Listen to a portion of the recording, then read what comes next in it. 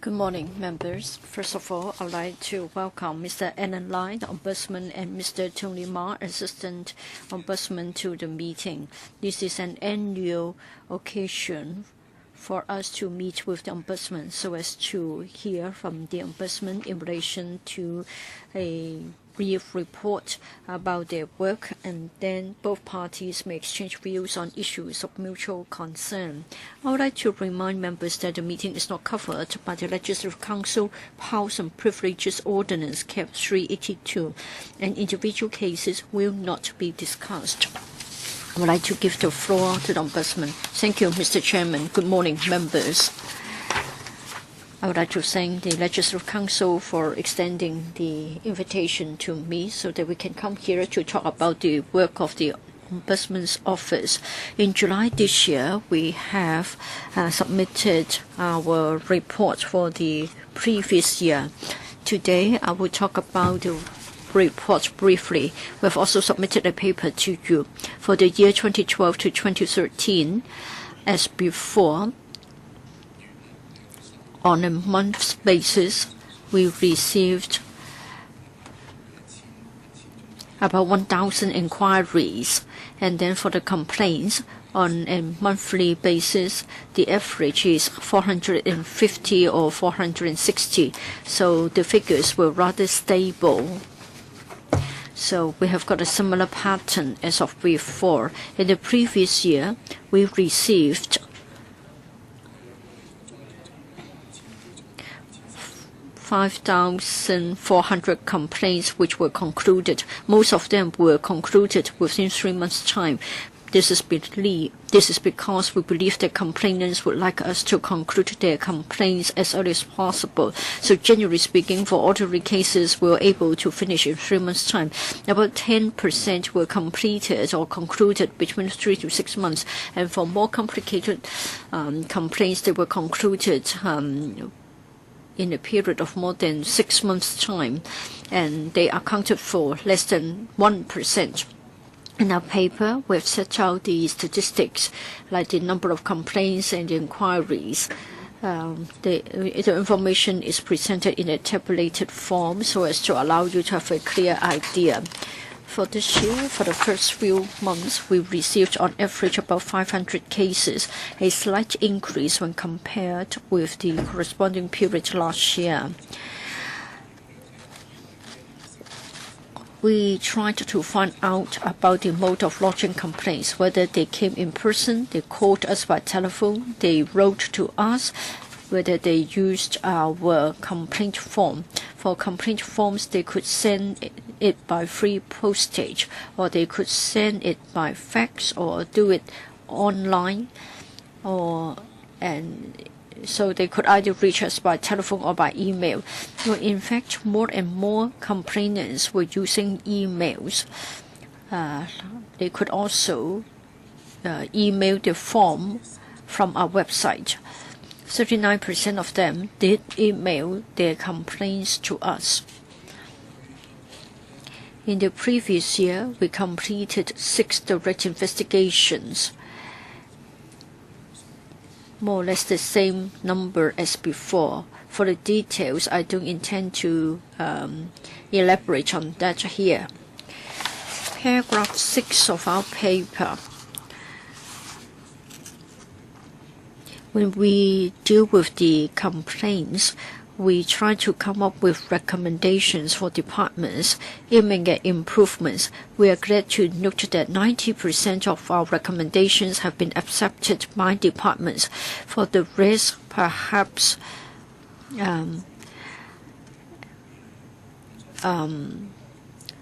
that's because the departments received the recommendations after the completion of that year.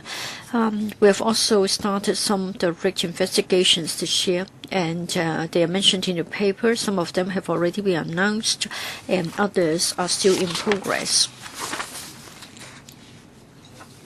So briefly speaking, I want to highlight the points as I have mentioned. The details can be found in the annual report. I'm sure very soon the government is going to give a response to our report, I'm sure at the time there will be more details. That is, we can then see what the administration has got to say in relation to my report.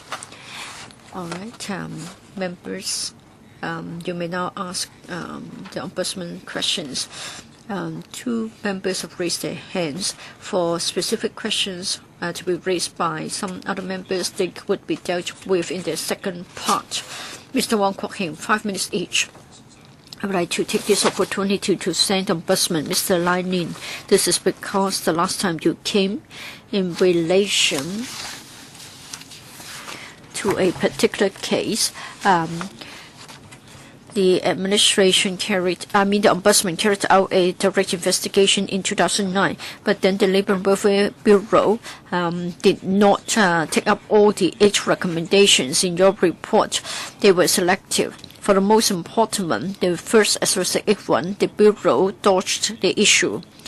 At that meeting, you answered my follow-up question, and after the meeting, you wrote to me.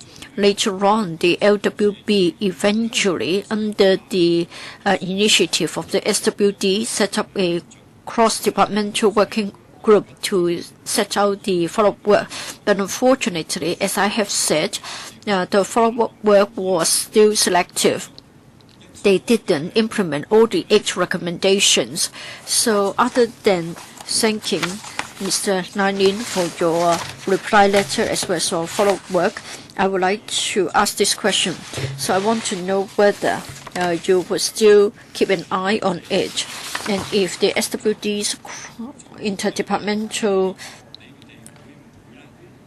working group did not implement fully all the 8 recommendations, would you write to the CE for criticizing the LWB for failing to take your recommendations seriously?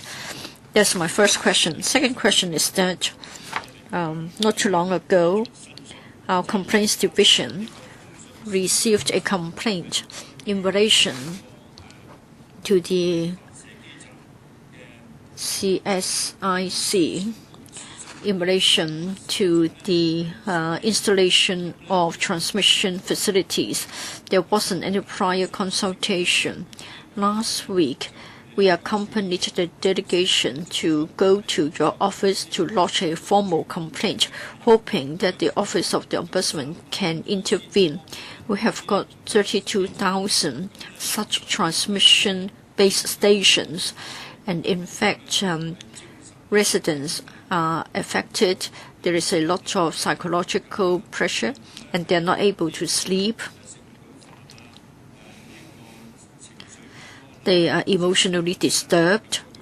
They have headaches, insomnia, and irregular heartbeats, and some of them have even complained about getting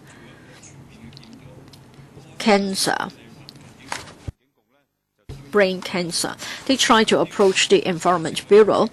The Environment Bureau rejected their case. They approached the Food and Health Bureau, and again they were rejected. And then they approached the Commerce and Economic Development Bureau, and then they were referred to the Department of Health. They thought that they could not turn to any department for help, and that's why they have come to ask for your help. Therefore, my question is, will the Office of the Ombudsman, in the light of such developments, start a direct investigation into the matter? First of all, about the SWD's Interdepartmental Working Group, I can inform members that, in fact, we are monitoring the progress closely. Of course, we hope that as it involves a lot of policies and then and how different departments approach the matter. As to what we're going to do, it depends on the progress and the recommendations of that working group. Well, while we're on such an issue, of course, for us in the Office of the Ombudsman, we'll continue to keep an eye on it. But in fact, the relevant policy panels of the LegCo may also follow up in parallel. Probably in this way, this will help in urging the administration to deal with the matter. And then about the interception of communications, about the communications authority in relation to the transmission base stations.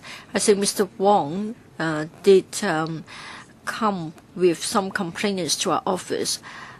We would vet the information received. We will try to see if we're justified to have a more detailed investigation or a direct investigation. Please give us some time. We need to look into the matter. Well, as to whether there should be a direct investigation, well, if individual complainants think that they have a very unique case, and if it is felt that government departments do not follow the established policies or procedures in handling their complaints. In fact, we may also have follow-up work on individual cases. So, in fact, we can deal with it in this way. If the complainant feels that he is aggrieved, and we can still have follow-up work on individual cases rather than a direct investigation. Mr. Tang, my colleagues are in Tung Chung. They are stationed far away. Well, for residents, they found it difficult to write a complaint letter. But then it's such a long journey to travel from Tung Chung to the urban area. But generally speaking, I think the Office of Ombudsman doesn't want to get referrals from the district council members. Is it a hard and fast rule? Not everybody would like to go to Sheung personally. And if they can't ask for the help from the district council members, who can they turn to? I do give recognition to the work of the Office of the Ombudsman. You do command a high degree of credibility. Citizens find that you have been effective in monitoring the work of the administration, but I'm worried about the workload as well as your resources. You are going to have 47 direct investigation assessments. Of course, we would like you to have direct investigations in each and every topic, but what is involved for an assessment to become a direct investigation? And then for the transport department's work as well as the frequency of the bus service. I think the bus service is indeed very annoying because we haven't seen any improvement, and yet they are asking for a fare increase. We did approach the Assistant Ombudsman. We want to know more about the progress.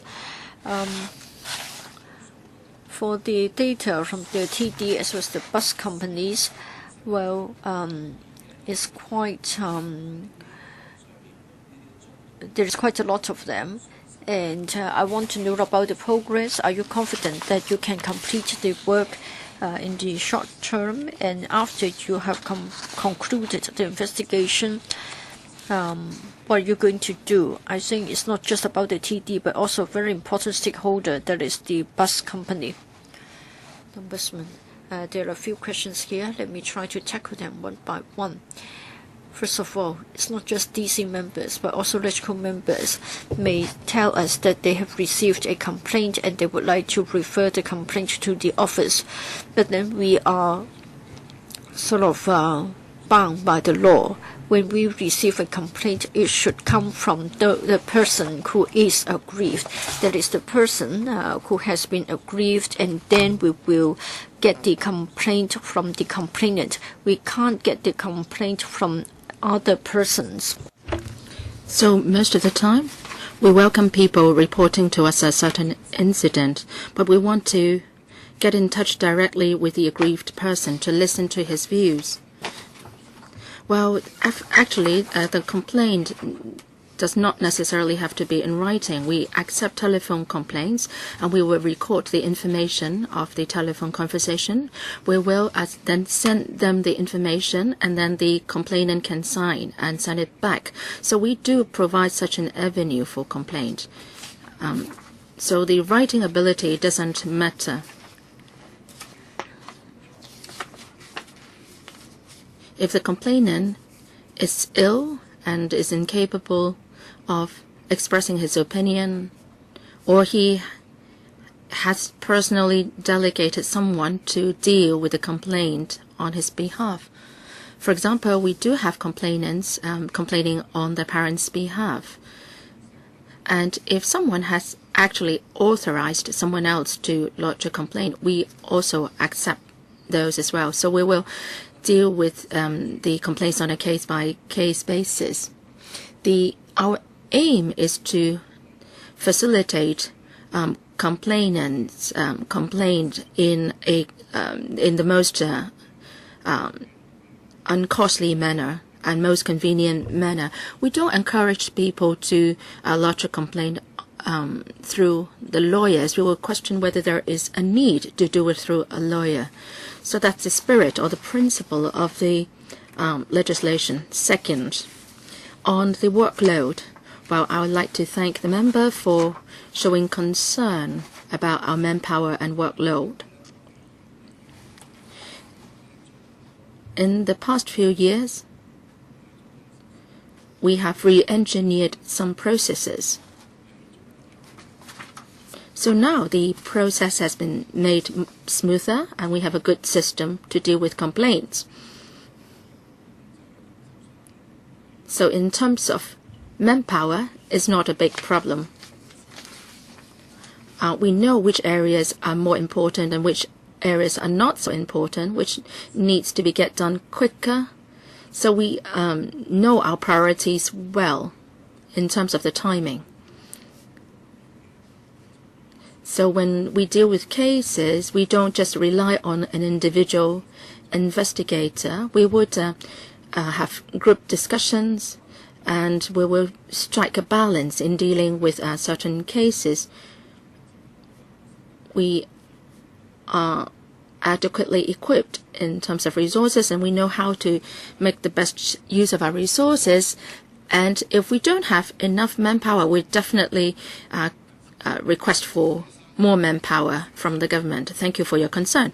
About the Transport Department's monitoring of bus frequencies, we are now proceeding with this investigation, and we are doing it in different ways. I must stress that the Ombudsman's office has the authority to investigate government departments in certain public bodies.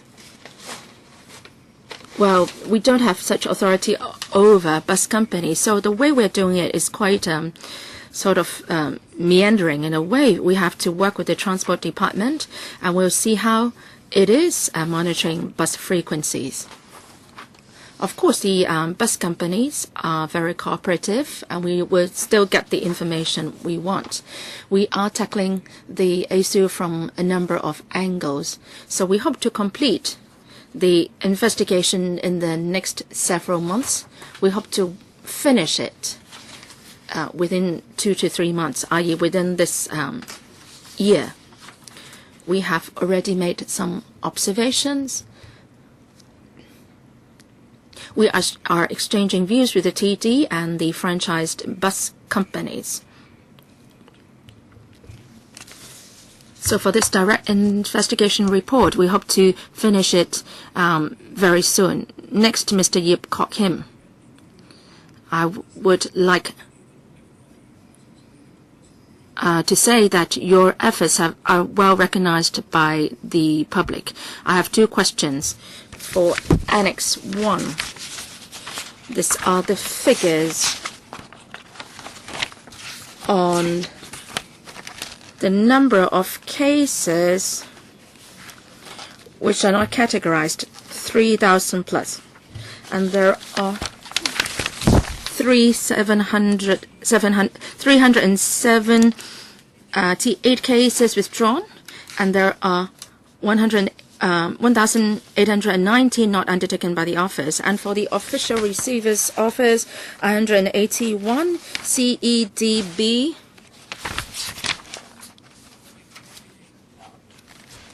159. Now, I can understand cases not within your jurisdiction or cases withdrawn by the complainant. But what about not undertaken by the office? What are the criteria for going down that route? Of course, cases outside your jurisdiction, you are not going to follow up. But then why are there so many cases, 1,819, not undertaken by the office? Can you give us the details? Secondly, in paragraph 5,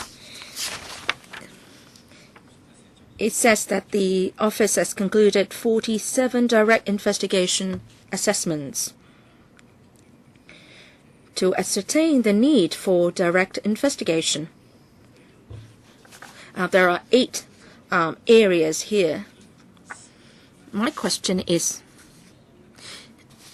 on the second item, processing of applications for building maintenance subsidy, you are concerned about it, as there are many projects or measures on mandatory inspection of windows and buildings, and there is this Operation Building Bright project.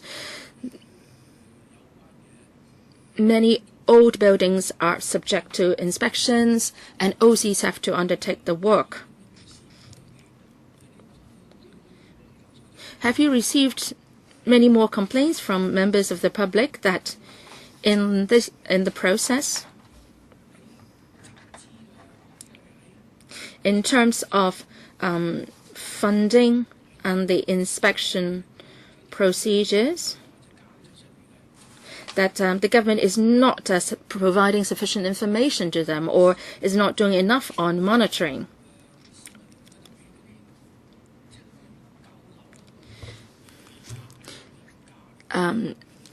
Old buildings are usually occupied by the elderly, and they are very upset by such problems. Will you be proactively providing help in this area? Thank you, Mr. Yip, for your question. In Annex 1, we list out the figures on the number of cases not pursued, and there are several reasons, as what the member suggested. Some were withdrawn by the complainant, and is easy to understand. The complainant might lodge a complaint initially, but then his question was answered by the relevant government department, so naturally he withdrew the complaint. Now, there are other cases that we were restricted by the Ombudsman ordinance, and we were not able to take forward the cases. For example, the complaints were made anonymously. Some were outside the jurisdiction of the office. Many of them were complaining against the police. We couldn't work on them. And civil servants complaining about their supervisors have grievances towards their appraisal reports. So we received many of these. We couldn't pursue those either. And not undertaken by the office, what do we mean by those?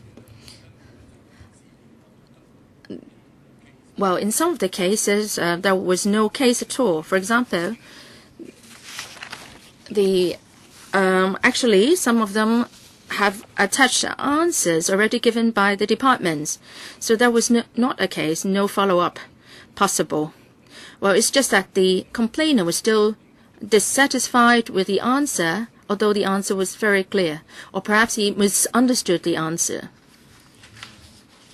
For other cases, we have already dealt with the issue mentioned in the complaint, and the complainant might repeatedly make complaints too. There were a couple of complaints which were just an expression of opinion. It was not a complaint at all. And some people might write in something, but the meaning was incomprehensible. And actually, as electrical members, your office may also receive such complaints. we did receive many complaints of this type. While some were repeated, several were repeated complainants, and they wrote in a lot of materials, and some of the materials were incomprehensible and some were. In any case, we looked at the complaints in detail. Well, there are occasions where we could actually work on or follow up on the cases, but for some of the cases, it was impossible for us to follow up. There were such cases.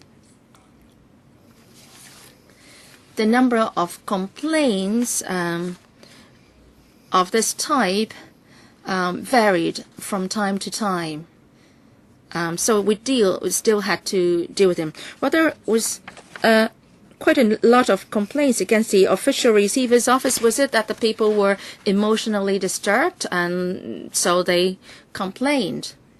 Well, it would be difficult for me to comment on the individual situation of departments. In fact, the number of complaints varied from time to time. For example, there were certain media reports on certain issues, and we might receive complaints on those issues, more of those complaints. So people may be affected by media reports. So it's difficult for me to give you details on individual government department. I don't have the information on hand. Mr. Hon Cyd HO, well, can you also answer my second question about direct investigations assessments? Thank you, Mr. Yip, for your comments and questions. Let me try to explain. Last year, we concluded 47 direct investigation assessments, but then we just did 6 direct investigations. Why the big difference? There are 2 aims for the assessments. And before the direct investigation, we would do some advanced works to collect information to ascertain the need for large-scale direct investigation. Second, members might already note that we haven't followed up on certain complaints. It's not that we would not do anything about certain complaints, and there are cases where the complainant was not the aggrieved person, but then the complaint raised certain issues of maladministration. So we resorted to this function of direct investigation assessment to understand whether there was wrongdoing on the part of the government department. For these 2 types of direct investigation assessments, after we made the assessments, we would make recommendations for improvement by the relevant government department. And Mr. Yip talked about subsidy for building maintenance.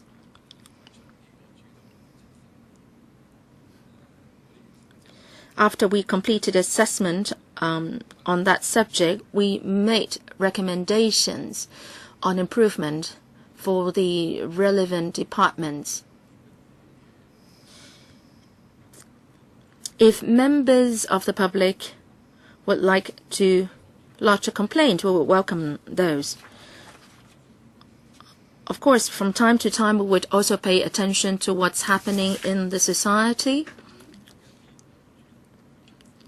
And if we feel that there are areas where direct investigation assessments are needed or direct investigations are needed, we will certainly follow up. All right. There are 4 other members who wish to speak, and this part should last until 11:35, and then we'll go to the second part. Well, please be succinct. Mr. Hon Cyd HO. Thank you, Chairman. I want to follow up on Mr. Yip's question on the official receiver's office not undertaken by the Ombudsman's office 181 cases. The officiary's office is not a big office. There is only one case which falls under restricted by the Ombudsman ordinance. I want to understand whether there is a group of complainants, and then you feel that then the complaints cannot be undertaken by the Ombudsman's office. For the 181 cases, are some of these suggestions only and not complainants or not complaints? If this is the case, can you reflect the suggestions to the relevant government departments? Mr. Wong Kok Heng referred to the problems of the SWD. Let me ask a general question. When you make suggestions to a department, the department promised to carry out your recommendations, but then the department dragged her feet, and then it went on for years. Would you consider imposing a time limit on the implementation of recommendations? Mr. Lai, in the question about the official receiver's office, I don't have the information off the cuff. Allow me to give you an answer later on. And then the other question about the SWD, Mr. Zheng wondered whether we would follow up on the feedback of the department. We've been liaising with the department. Sometimes they would tell us what they are doing. Say, for example, they have set up a interdepartmental working group to examine the nature of the problem. Sometimes it may have a lot of policy implications. We do have to give them time to work on it, and they may be justified to be given more time. But then if they really drag on for too long, or in the course of it, if we receive similar complaints, then perhaps we'll have to carry out another investigation and then have further follow-up and then press the department further. It depends on the circumstances. In other words, we'll keep it in view. Mr. Yu Si-wing. Mr. Chairman. Yes, there are many complaints. Some are anonymous, some are not. What about the anonymous complaints? How do you deal with them? And is it different from those with the identity of the complainants? And then 0.7% of the cases took more than 6 months to conclude. Therefore, about 40 cases. I want to know why it has taken that long before they can be concluded. Can you not elaborate on the nature of such cases? The third question is to follow up on Mr. Yip Kok Him's question about not undertaken by the office. I want to know who makes the decision as to why it is not to be undertaken. Well, for anonymous complaints, we do not process them. This is because we're restricted by the ordinance. So anonymous complaints are not to be processed. Sometimes a person may write an email to us, and then we'll write back telling the sender that we are restricted by the ordinance, that we can't deal with any anonymous mail or complaint. Then we'll see if they are willing to come back with the name and address. And then for cases taking more than 6 months to conclude, it depends. Sometimes it is a very complicated case. It involves many departments. It involves a lot of issues. Or sometimes when we ask for more information from the complainant may get back to us very late. We may be asking for more information time and again, and yet we are prevented from concluding it early because of the late replies. Or departments may need time to answer our questions, and then we need to ask further questions. So the problem may be on the part of the complainant, or it may be because of the complex nature of the case, or sometimes departments may need more time to understand the issue, or we have further questions to ask based on the feedback from the departments.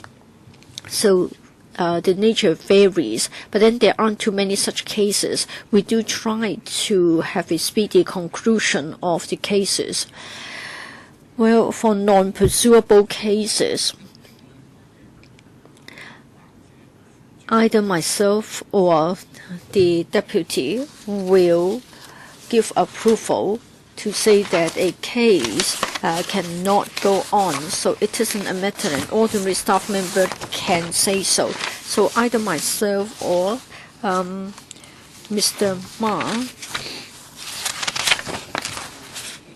or rather the Deputy Commissioner, will define the nature. So in other words, I want to say that for those non-pursuable, it was decided by me or the deputy. So for the few thousand cases that have been defined as not pursuable, I just want to impress upon you that they have been to me or to my deputy. Ms. Claudia Mo, once again, let me thank the Ombudsman once again. In Hong Kong, the Office of the Ombudsman is a very credible organization. Now allow me to talk about the TV stations. I want to know whether the domestic free TV stations belong to the category of other organizations within your ordinance. No, they are not one of the 20 plus public organizations set out in our ordinance. Now you know that the airwaves are public assets, and then the service and policies of TV stations have a lot to do with public interest. But are you saying that it's got nothing to do with the Ombudsman at all? Mr. Chairman, it is because we deal with the question of maladministration in government departments and public organized. We are not here to deal with government policies. Thank you. Mr. Liao, if I may.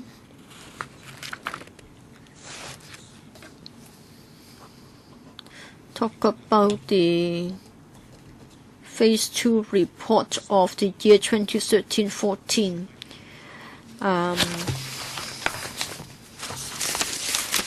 In fact, currently the Department of Health has no statutory regulatory powers over 15 healthcare professions, including 7,000 professionals.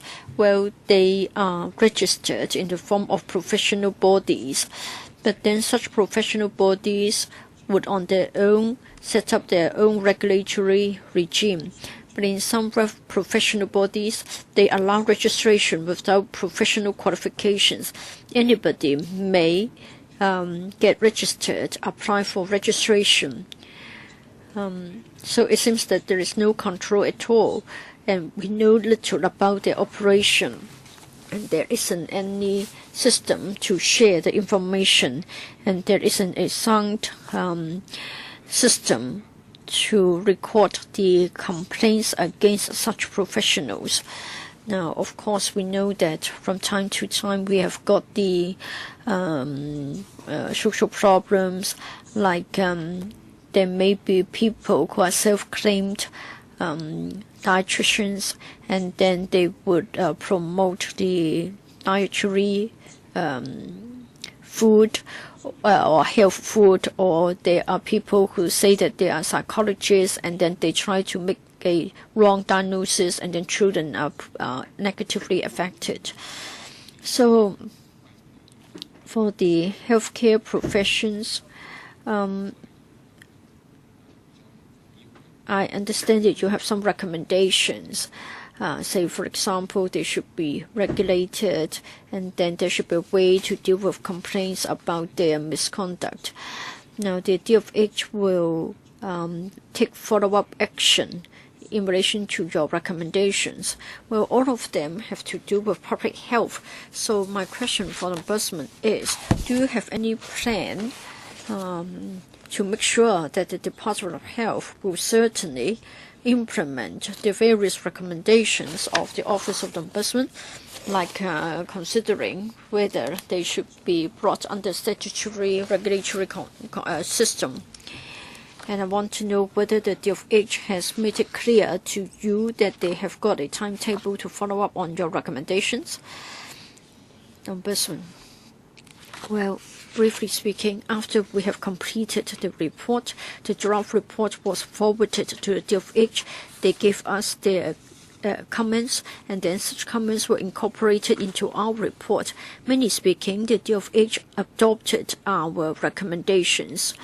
Like other departments, what we do is that after we have forwarded recommendations to a department, then regularly, say for example in a few months' time, we will ask about the progress of the department's work. So it is not specific to this department. Usually every 3 months or 6 months we'll try to make inquiries as to the progress. So this is to prevent paying lip service to our recommendations. Therefore, we'll monitor the progress continuously. Say after we publish a report, if our recommendations are accepted, then from time to time, once every few months, we'll try to note about the follow-up work carried out and the progress. All right, that takes us to the second part of the meeting. I think we better deal with the questions raised by the 3 members, and then when we still have time left, then we can move on to come back to the members who want to ask questions. Cyd HO. Last time there was the case about the school. They tried to cut the waiting queue. They tried to ask others who couldn't get to their turn to leave the queue. And so, well, I think the Legislative Council has the duty to be more active in following up the feedback and reaction of the government departments and bureaus in relation to recommendations from the office. Now I want to talk about the records management system. I understand that the work can be completed in the first quarter of 2014. Please update us on the latest position and what are your findings from your initial investigation. For the past year or so, we've seen that departments have suffered from loss of records. Say, for example, for the tragedy of the Marine Department, records have been lost, and then sometimes an officer might have made a decision to say that certain rules did not have to be followed. And then for the CE's records on overseas trips and accommodation, etc., all such records were found to have been lost, and yet at a later stage it was felt that it was necessary to look at such records. And then for the ICAC's office, and in fact it was found that since the setting up of the ICAC in 1974, no records have been referred to the Government Records Office. So is it because of the inadequacy of the administrative guidelines, or is it because departments don't have a dedicated officer to deal with the matter, or they have a poor sense of awareness, or the Government Records Office did not provide sufficient guidelines? So I hope that in your investigation you can identify the reasons as to why records have been lost. And sometimes certain issues do not have any records opened for that purpose, and I want to know whether it is prevalent. The latest issue bothering us is e-records. We have got mobile devices, mobile phones, WhatsApp, etc. And civil servants are seen to be holding onto a mobile device to keep in touch with their superiors and other colleagues. For this kind of communications device, it's easy to lose the records, and then it will be difficult to trace the line of accountability.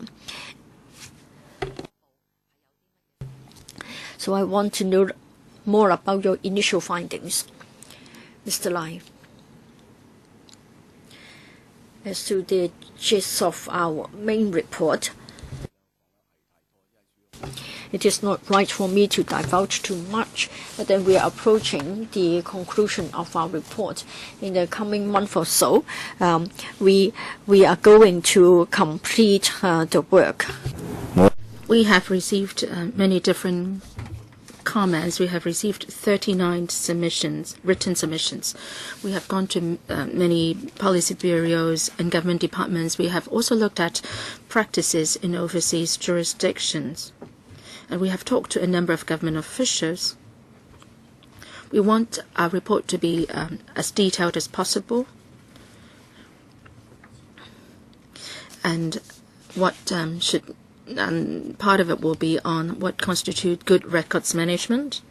We would hope to make some recommendations. So can I ask members to be patient? And we will be completing the report in 2 to 3 months' time. It's not proper for me to give you some thoughts which are not well developed. I want to ask this question. The Ombudsman may not want to answer it. What is the scope?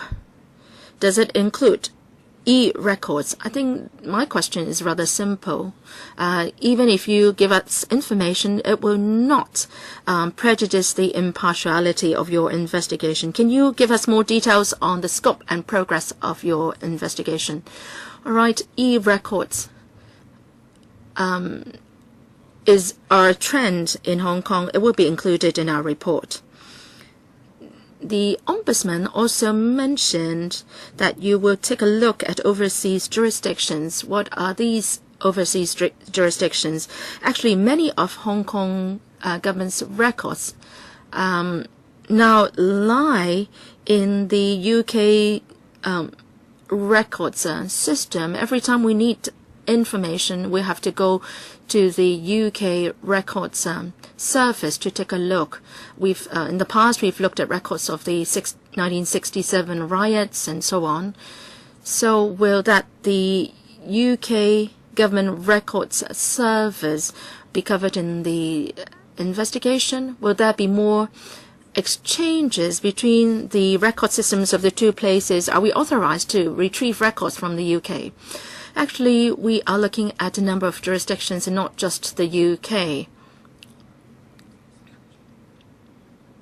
We are on close liaison with ombudsmen of other government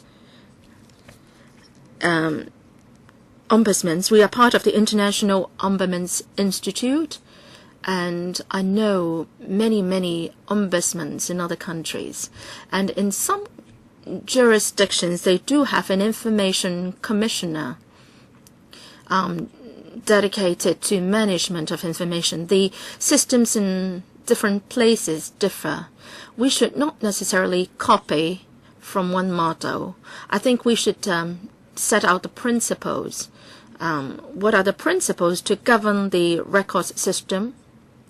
And in different places, there are different considerations on how information or what information should be disseminated. The most important thing is that we should have the records. As to when and how the records can be disseminated, this is a sort of secondary issue. The most important thing is to establish a good record system. So, Chairman, will there be cases where records are not kept at all or not opened at all? Is it common among government departments? For example, people may have oral conversation and communicate through e-devices, and these are not kept, and then that's going to be a problem. What would be the reason if good record management system cannot be established in the future? I hope that this can be included in your report. Yes, I don't have anything to add. Please be patient, members. We are doing our work. Mr. Peter Zhang, my questions have to do with the facts. So the Ombudsman has already answered the questions in Annex 2. I noticed 2 points. Can the Ombudsman address them? Can the Ombudsman do more? First is monitoring of fundraising activities. That's under the portfolio of the SWD. But then a number of government departments have to do with fundraising, AgendaI, Lands Department, and LCSD, because the fundraising organizers have to apply for a license. But it's ultimately the SWD which issues the fundraising license. But then the matters cuts across different government departments. We support fundraising activities which are proper. But there are some or many now which are dubious. Say, street fundraising is an issue of concern to many. So many government departments have their own portfolio, and they may be passing the buck to each other, and there is no one ultimately responsible. So, Ombudsman, would you make some recommendations so that the government's practice can be standardized? Second is on the monitoring of NGOs. There are now 23 complaints. I want to say to the Ombudsman, and that has to do with the implementation of the lump sum grant after 2000. It gives great flexibility to NGOs. Now, the SWD may want to monitor something, but then the NGOs tell this SWD that they do have the flexibility to implement what they want to do. So there has been tension, and there is no third party to sort of mediate in between. Let me cite a simple example. Staff salary adjustment. Actually, not every NGO is reimbursing their staff 100%. And because the SWD has granted to the NGOs a full pay, it's unreasonable. The NGOs are not passing them 100% to their staff. So can the Ombudsman proactively look into the matter and make recommendations to the SWD and NGOs? First, on monitoring of fundraising activities.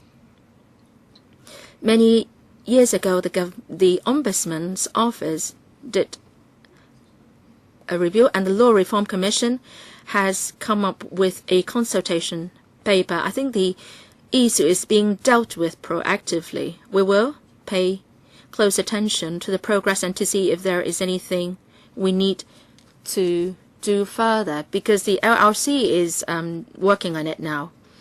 Now, secondly, on monitoring of NGOs, perhaps we have to take a detailed look to see if there are areas where we can proactively work on. I don't have a definite answer yet. I have to take a detailed look. So, Chairman, if you need information from the sector, I'm most happy to provide information. Ms. Claudia Mo.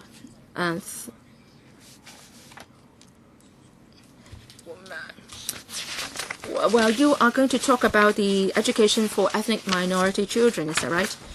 Well, this part is about a question raised by yourself. If we have time, then you can follow up on other members' questions. All right. My question is this. The EOC released a report in March 2011. It's been 2 years now. The CE said in its election manifesto, or undertook, that the government will organize Chinese language as a secondary language, courses in that regard for ethnic minority children. But the government hasn't done anything yet. And it's just that in the cover of the CE's policy address, there is this photo of several ethnic minority children. Well, this is, isn't this unacceptable? Ombudsman, Chairman. we don't have plan to do direct investigation, but I don't rule out the possibility that we would do it in the future. We will keep a close eye on the progress of the Education Bureau's follow-up work. We are keeping a close eye. We don't plan to do it now, but it doesn't mean that we won't do it in the future. Well, in the next year, if the situation remains unchanged, can you undertake that you would proactively follow up on this case? I can undertake that. We will definitely keep a close eye on the issue, but not initiate direct investigation.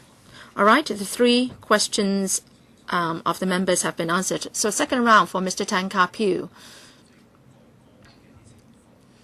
I want to talk about individual issues. One has to do with SWD, and then second is the Labour Department. On the number of cases, complaint cases against RCHE and residential care homes for the disabled people, there were 8 cases, and we know that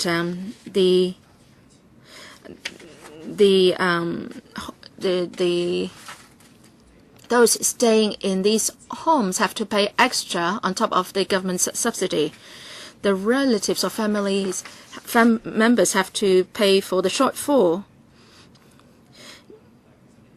Now, the SWD may take out prosecution against family members who do that, and this phenomenon is very common in private homes. We do have guidelines on pricing.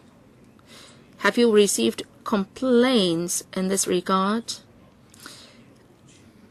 Second has to do with the Labour Department. Many workers told me that if they don't have a written employment contract, the LD's front line staff can refuse to give any help to them. And they said that you should be self-employed then.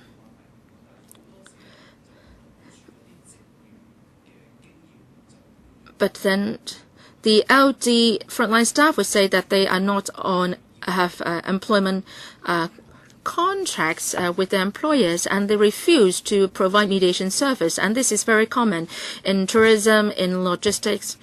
These are very common cases. Can you investigate into this problem? Chairman, it's difficult for me to give you a yes or no answer to an individual issue. If you have specific cases to refer to us for study, then please write into us. It would be difficult for me to respond to issues just mentioned in a broad way. Perhaps you can give us some cases, and then we can study and see if we can interfere in any way. Well, can I just give you the issues, or do I need to ask a person to lodge a complaint? Well, it can be done either way. If there is a person coming forward to complain, then we can work on that. But then if you have a number of cases, we can go by the route of direct assessment, direct investigation assessment. We can do it either way.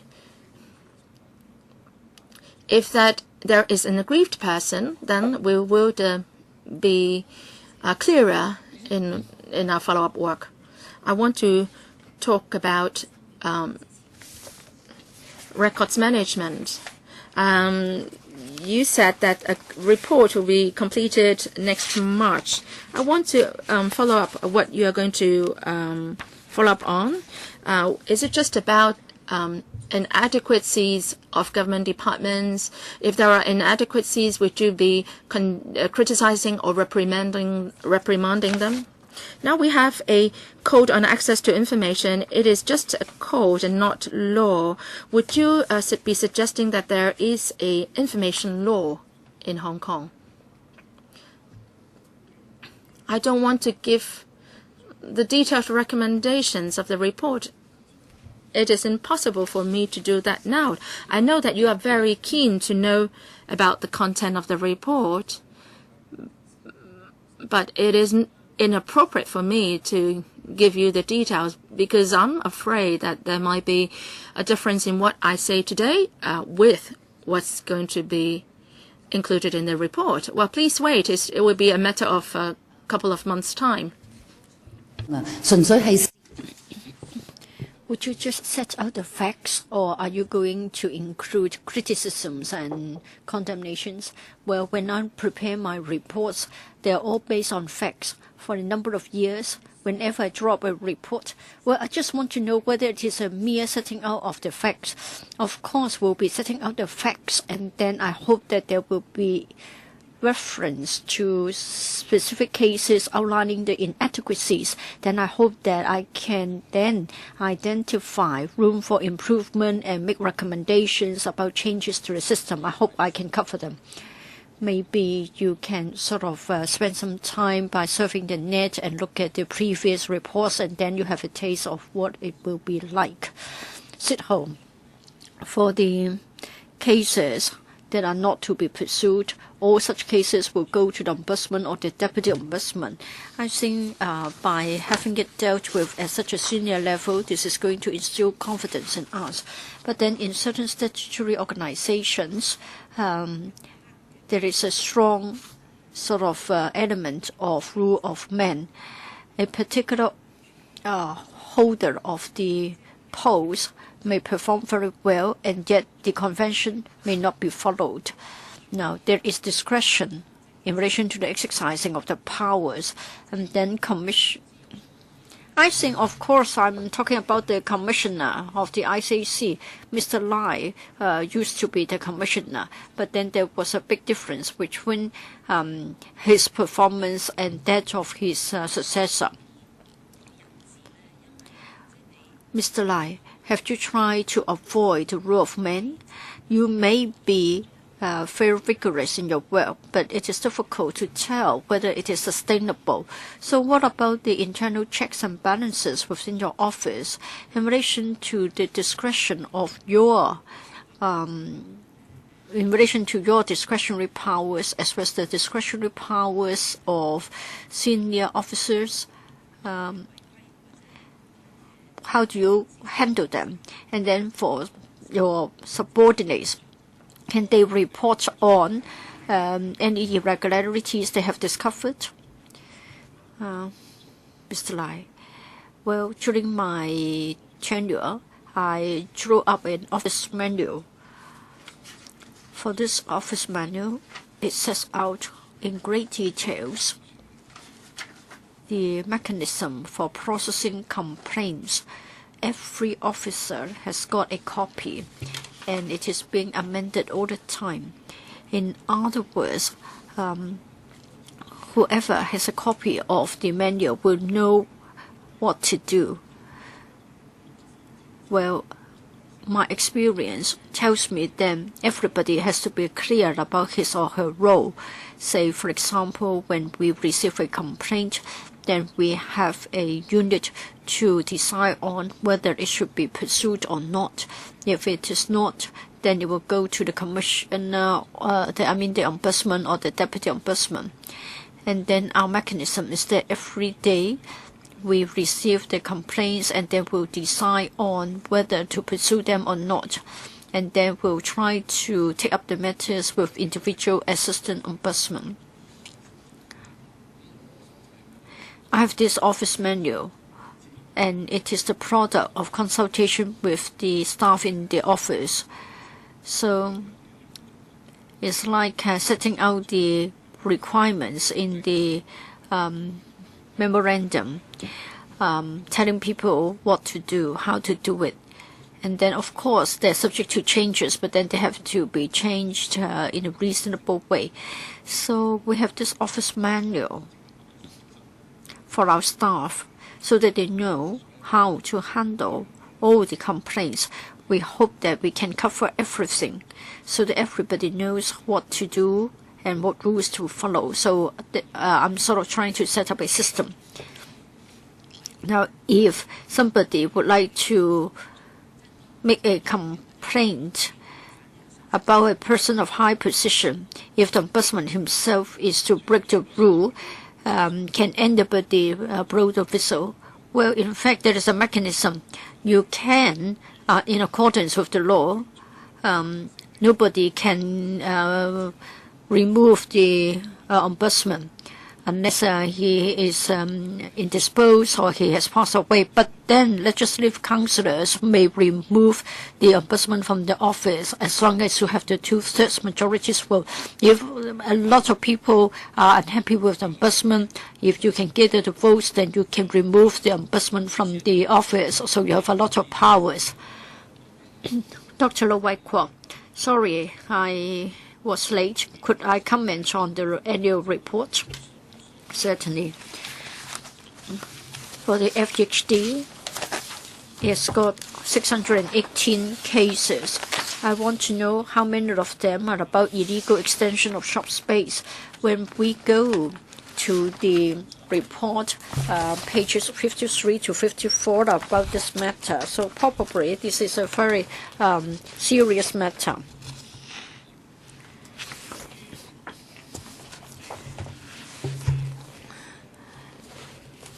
In relation to your recommendations and in relation to the poor performance that we've seen, well, I think you're quite severe in your criticism. You say that they are not determined enough, they don't have clear targets, and then in relation to the penalties, like a licensee who has got his license being revoked, it seems that the track record was not given due consideration, so it is indeed very poor.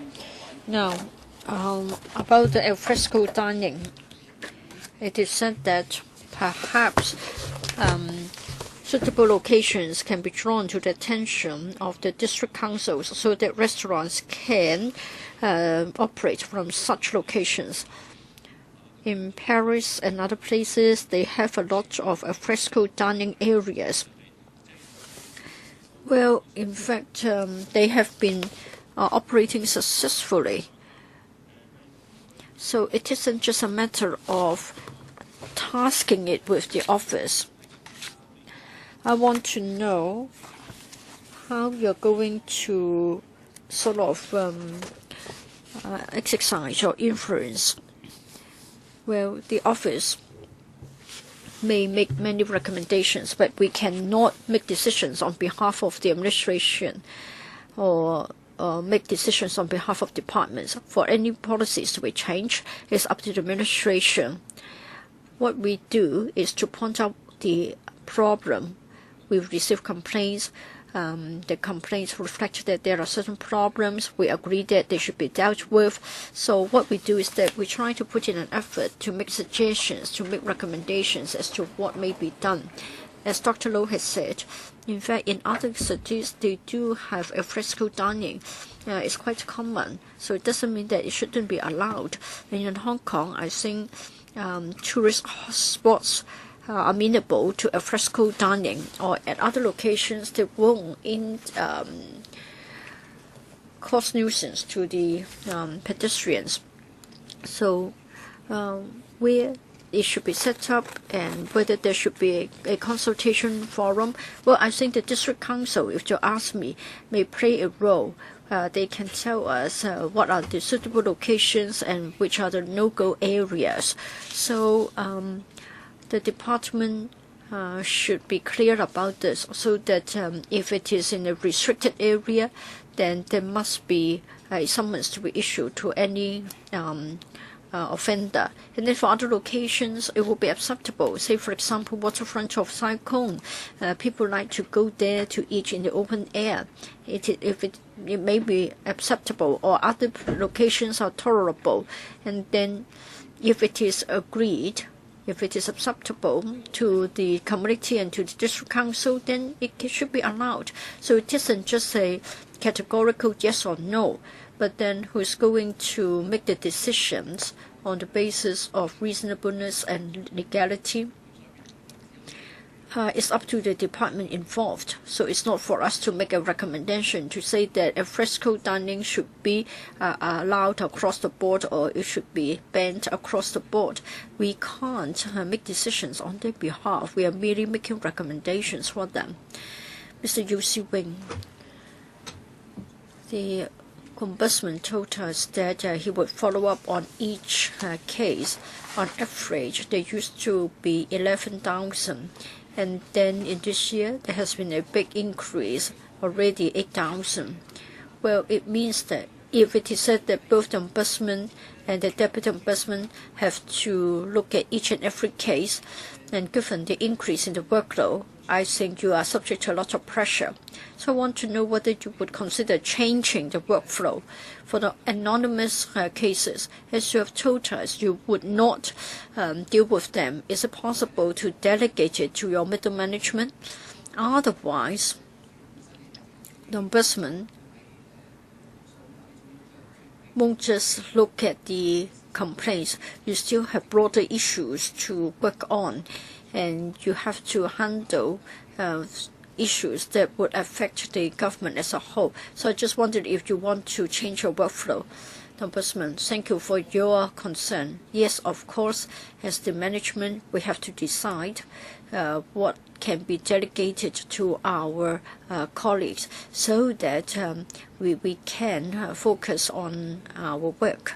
But then at this stage, to me, yes, our workload is increasing. The number of complaints is growing, but as of now, we believe that we can still cope with it, though we are quite busy. We don't rule out the possibility that one day maybe we will delegate the power to the Assistant Ombudsman. Currently, certain decisions are made by the Assistant Ombudsman.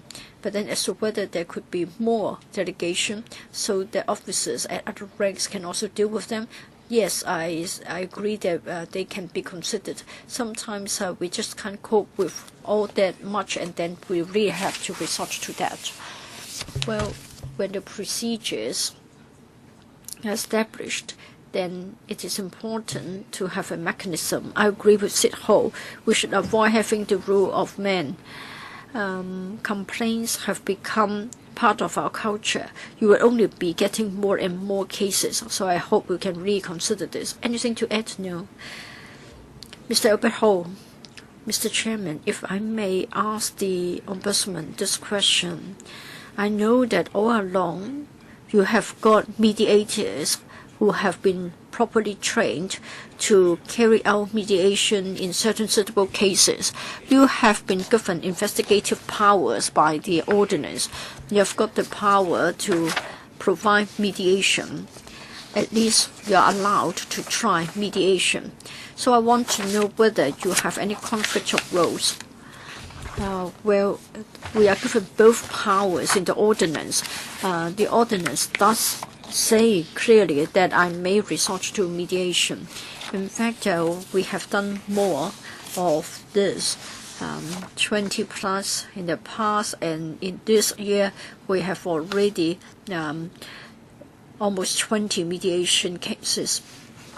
We have simple cases, and there isn't any categorically anything which is categorical that is, you know clearly who's in the right and who's in the wrong. Usually it's a matter of things are not clear, or there's another way to deal with the matter, and both parties are happy. In this case, we'll then resort to mediation to settle the matter. I'm not sort of divulging a secret, but I may sort of say that there was this case. A complainant came to us, complained about the FHD. The mother passed away. He went to a crematorium. At the end of the ceremony, he had to press a button so as to take the coffin away. He came to complain to us. He asked why the staff member was asked him to press the button, he said that he was more upset because later he found that it could have been somebody else who pressed the button. Then probably the departmental staff member thought that usually it would be a relative, a family member who would want to press the button. So he could not imagine that someone would complain about this. So was anybody in the wrong, and why did the complainant make a complaint? So perhaps there could have been more communication, and we tried to find out about the problem. So we asked the two to come together, and then we found that this person had this difficulty. He thought that by pressing the button, he was sending the corpse of a family member to the crematorium. Well, normally the family member would press the button, and we didn't know that you have such feelings. So let's look at the records. It's not that the coffin will be burned immediately after the pressing of the button. It will have to wait. So after hearing this explanation, the complainant was much relieved. So we resorted to mediation to resolve the complaint. Has the department done anything wrong? Is the complaint reasonable? So through mediation, we achieve a win-win situation. Both parties were happy. And then the departmental staff would, in future, first ask the family member whether he wished to press a button or not. And then the complainant felt that the sending of the coffin into the crematorium had nothing to do with him. So that's why we adopted different methods like investigation, mediation, depending on each individual case.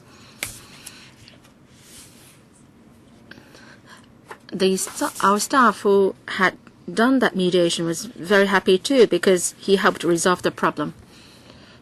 Of course, the case you cited had a good or satisfactory result. But in this case, of course, the departmental staff could have done better. He should have told the family member that he had a choice of whether to press the button or not. He could have improved the work procedure. So he learned a lesson from the incident. But my focus is this. On a policy level, would there be some cases which should not be mediated? For example, if there is maladministration, and then the department staff concerned said, I would not admit to a mistake. I would rather you used mediation to resolve the problem. From the administrative point of view, there may be really some maladministration in certain cases. Well, obviously, if there is some serious maladministration, we would not resort to mediation. Mediation is for cases involving minor maladministration, or there is no categorical right or wrong in a certain case. I have many cases, but I won't go into them. But in some cases, mediation can be good. Well, in principle, I would not allow for mediation just for the department to get away with this responsibility. You have passed your 5-minute limit, but I still have time. I'll allow you to continue asking. In your direct investigation, there is an issue of great concern to members, and that is the government policy on private recreation leases. The government should not charge a fee of, say, $1 or $100 for parties to use the land for recreational purposes. You said that it may not be within your ambit to ask departments to make amends to certain policies. But for issues where public interest is concerned, you may want to talk to the private department to or the facilities to extend their opening hours of these recreation grounds. So you have made your recommendation. Would you be following up to ensure that the opening hours are reasonable and appropriate? And they are not just trying to gloss over the issue by extending the opening hours for 1 or 2 hours. What's your follow-up work on this issue?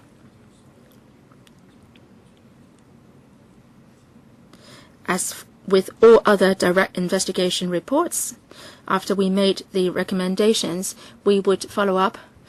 Do they accept? What areas or what improvement measures have been put in place? For private clubs, can you tell us whether you are satisfied with the follow-up work? What is your general impression of these private clubs' follow-up work? After the report was released, some private clubs used to not mentioning that they are open for public, but in their website I found that they have included such information that they are open. For example, in certain areas, private clubs' facilities are open for use by schools. Such information is made more available now. Some private clubs are remote in the location, and people may not like to use them. So the actual utilization rate depends on the location of the private clubs. Thank you, Ombudsman. I have one last question, very brief. I want to ask about the Securities and Futures Commission. There were 4 cases. When we deal with SFC, we face this problem of confidentiality. People may complain against the SFC, and the complaints seem to fall into a black hole because they said that they have a confidentiality rule.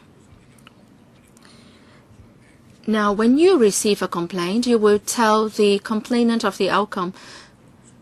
For cases involving the SFC, so the complainant may come to you and say that they lodged a complaint against the SFC and there is no response, and we don't know whether the SFC is dealing with the complaint. So they lodge a complaint to you like that. How would you deal with it?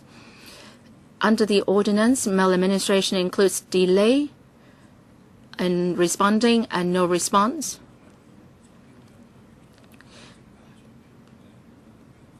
Say if the complainants have lodged a complaint to the SFC, there is no response, then that's a question, that's a problem.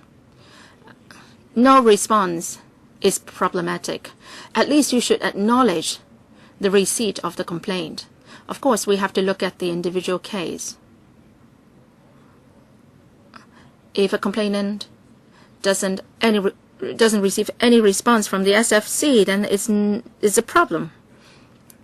The usual response is no comment because they have to abide by the confidentiality rule.